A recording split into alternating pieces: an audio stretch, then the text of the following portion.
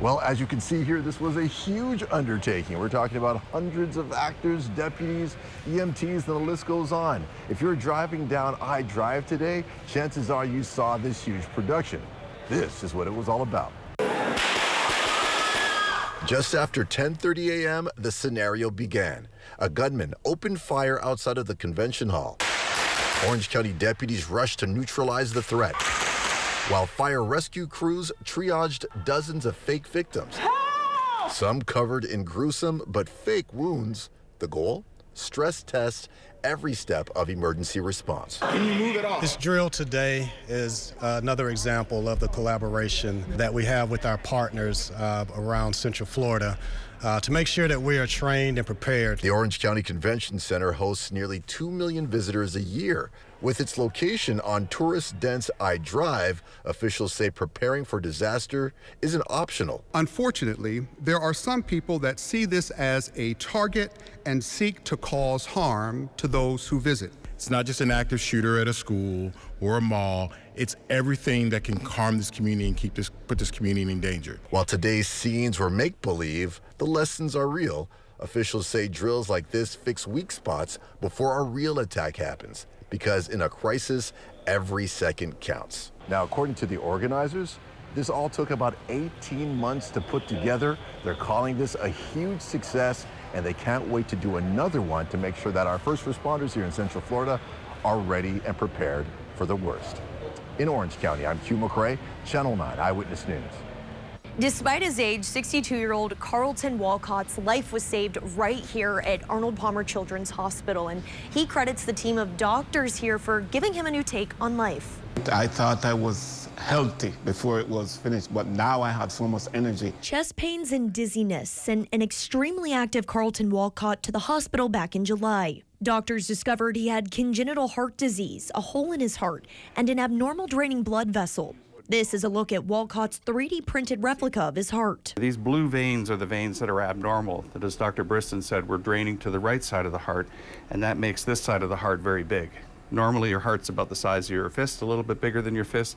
This is a lot bigger. It's a diagnosis that typically would have required open heart surgery, but was repaired by placing a stent through a catheter. The stent itself directs the blood flow that should be draining to the right side of his heart. It goes there only, and the blood that should be draining to the left side of his heart goes there only. The procedure only took about 2 hours from start to finish, and Walcott was able to go home the next day. And now, with a healthy heart, Walcott has spent all of his time remodeling an entire home, working as a baker at Publix, and never sitting still. Just can't stop working.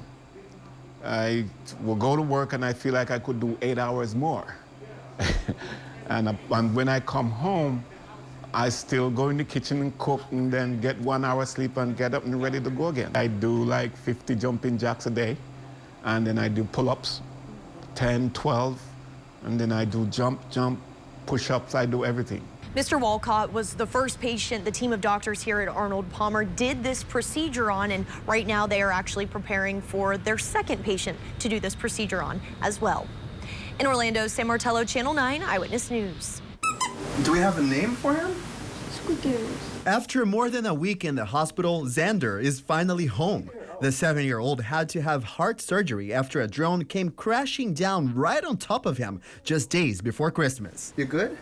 You and I have been talking pretty much every day since it happened. We spoke on the night of Christmas. How was that night for you? Honestly, it was very emotional.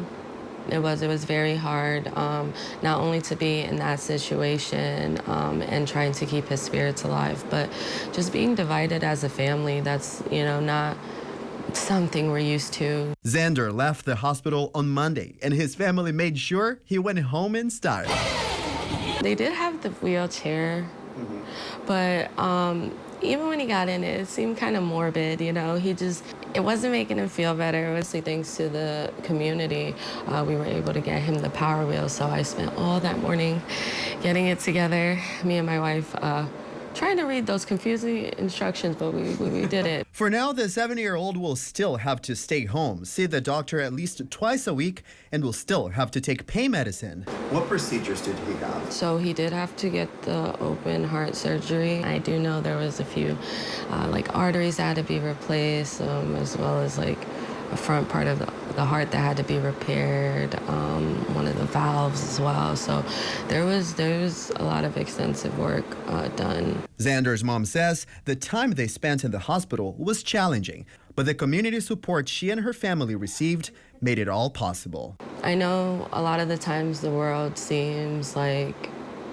a bad place and there's not a lot of hope, but it's nice to know that even in unfortunate times like this, that humanity can come together and be one for a greater cause.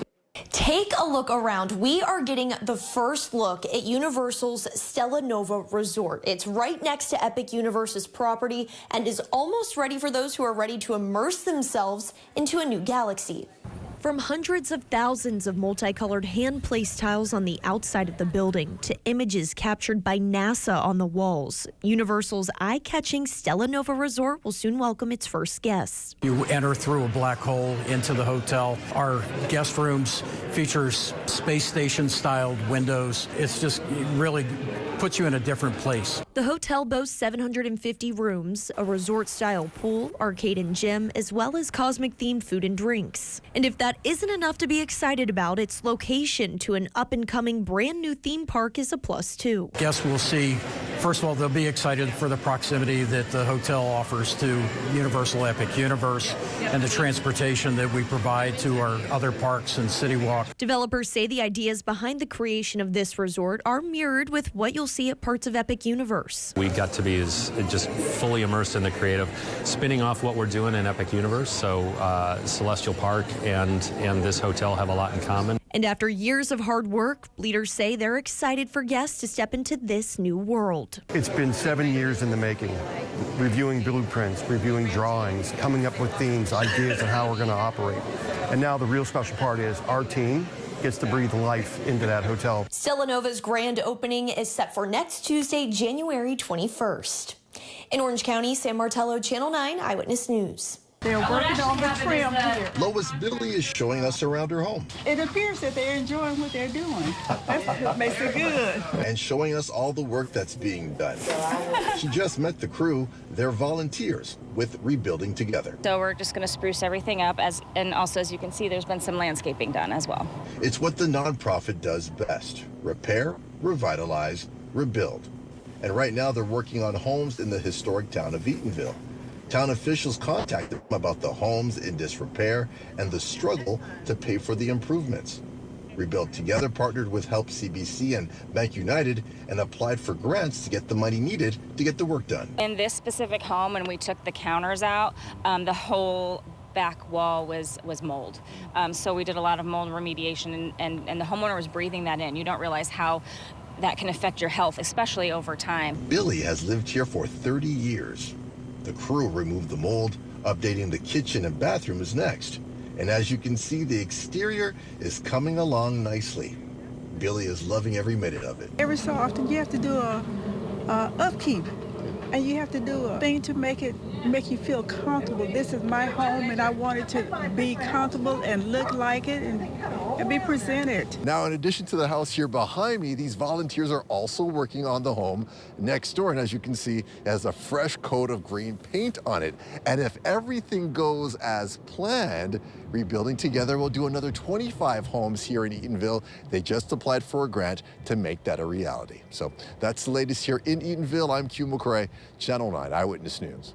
Well, Florida's getting hit by this winter blast, and Flagler Beach is no exception. People have been paying attention to the forecast. They knew it was going to be closed, so we don't see many people outside, out and about at the moment, but the people we did speak to, they were prepared. What do you think about this weather all in all? I need to stop. Flagler Beach residents are feeling the chill today as a strong cold front has brought unseasonably cold temperatures and relentless rain to the area. Wind chill values have dipped into the 30s, making it feel more like a northern winter than a Florida January. The persistent wind is the biggest culprit, making it feel even colder and damper. Residents are bundled up, but some are still braving the elements. We caught up with Roxanne on her morning walk. It's chilly, refreshing. Refreshing? We think you meant brisk, Roxanne. No, the rain could go. If it was just cold, that'd be one thing, but the rain, yeah, okay, it could go. Alan Smith, a fellow Flagler Beach resident, echoed those sentiments. Oh man, you're looking at me. If the wind would slow down, it wouldn't be that bad.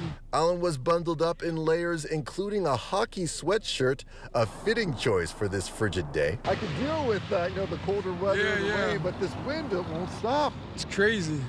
Even the birds seem to agree. This weather is not even for the birds. So I double-checked with the county and cities in the area. Nothing is closed right now when it comes to schools or county or city buildings. So keep that in mind as you head out the door today.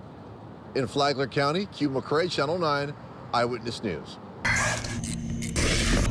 I've heli-skied, I've extreme skied, I've raced, I taught snow ski for 20 years. I've enjoyed it my whole life. It was never very hard. Expert-level snow and water skier Greg Lee immediately knew something was wrong with his health when he couldn't catch his breath after one run down a beginner ski slope while on vacation in Idaho. He was 67 at the time. I'd literally just gone a little ways and I was short of breath. And I went, this is not right. I've never been short of breath on the mountain, ever. The scare sent him to see Dr. Kevin Akala, a cardiothoracic surgeon at Advent Health. Dr. Akala performed a transcutaneous aortic valve replacement, or TAVR procedure. It's a minimally invasive procedure compared to open heart surgery. Placing a valve in his native valve, or the valve that they'd sewn in, and recreating a normal functioning aortic valve. Doctors go in through the groin with a catheter, up through an artery, and place a new valve inside the valve that no longer works in the heart. Since this procedure is less stress on a patient's body, Lee was out of the hospital the next day. So the advantage of it is they don't have to have an open chest. They're not on the heart-lung machine. And the recovery was amazing because there was no pain. A week or 10 days after the TAVR procedure, I was back on the water. And now, more than 2 years after the procedure, Lee says the TAVR gave him his life back. I can still ski, I can still walk, snow ski, water ski, play golf, work in the yard, chase my grandkids around. Sam Martello, Channel 9 Eyewitness News.